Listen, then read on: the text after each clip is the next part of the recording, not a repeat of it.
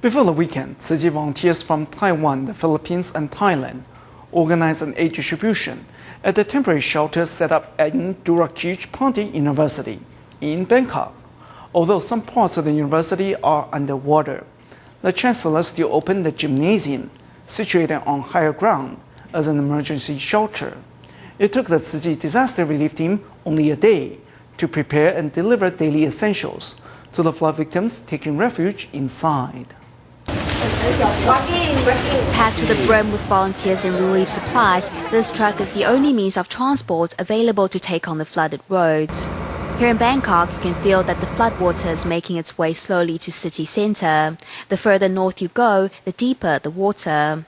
Today, Tzu Chi volunteers from Thailand, Taiwan and the Philippines are here with relief supplies for those living in the emergency shelter. At Durakij Pandit University, wading is the only way to get to your destination. As the university continues to pump out floodwater, the gymnasium, situated on higher ground, has been turned into a shelter for flood victims. With a temporary roof over their heads, the evacuees now need emotional anchorage. Tzu Chi's song, Prayer, gently brings peace to the listeners even though they cannot understand a word of it. The tears that have been bottled up since the flood have at last found a reason to fall freely. Right now, we are making plans to help you and everyone else to rebuild your homes. Flood victims are deeply moved by the volunteers who brave the waters to bring them care and support. Before I was a flood victim myself, I bought 12 bottled waters and canned food for disaster victims in the flooded Phitsanulok province. Previously a donor to flood victims, Somrata has been living at the shelter for 4 days.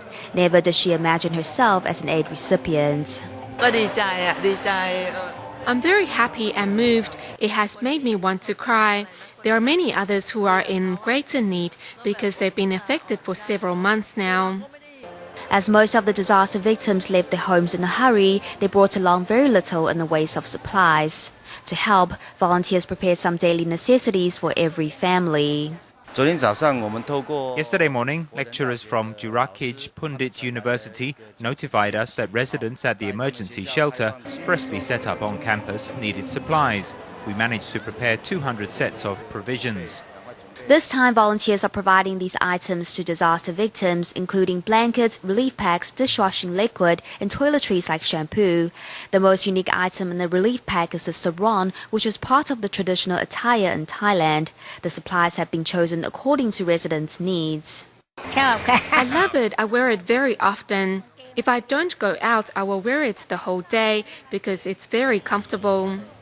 The provisions, carefully put together by volunteers, includes things that flood victims use in their everyday lives. The supplies may not be much, but they are certainly packed with love from near and afar.